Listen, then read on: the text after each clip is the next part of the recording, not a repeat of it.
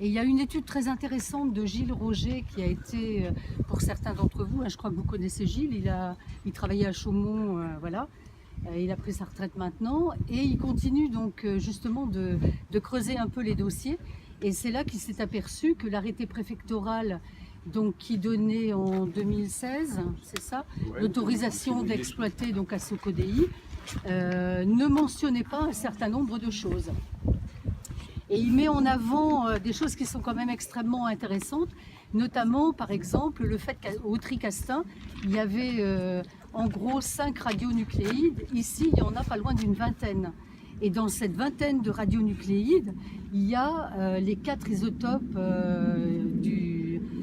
qui sont des composants du plutonium et qui sont le plutonium 239, 240, etc.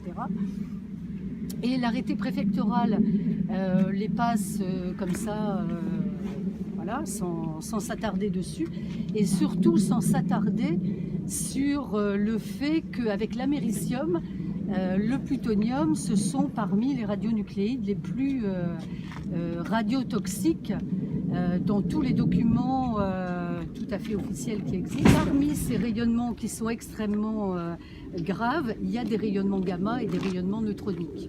Voilà, donc il a mis en exergue, si vous voulez, un certain nombre d'insuffisances du dossier qui avait été mis à l'enquête publique et d'insuffisance de l'arrêté préfectoral qui a été promulgué donc à l'issue de l'enquête publique. Si jamais on n'essayait pas de nous imposer la poubelle atomique de Bure, ces installations ne seraient pas là.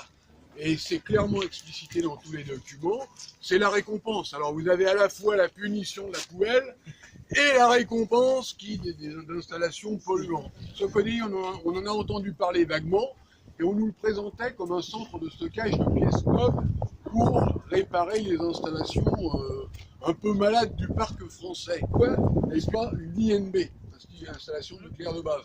Si c'est une INB, elle n'est pas là. Là, on a un hôpital, on a Nico, on a des habitations. À mon avis, c'est pas sa place.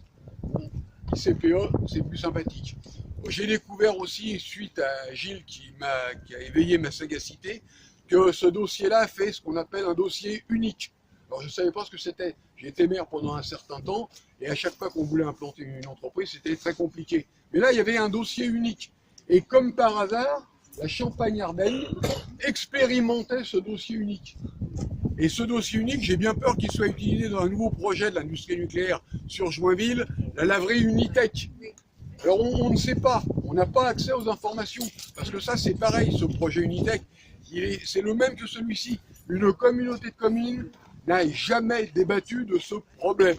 À aucun moment, les élus concernés ont pu dire on est d'accord, on n'en veut pas,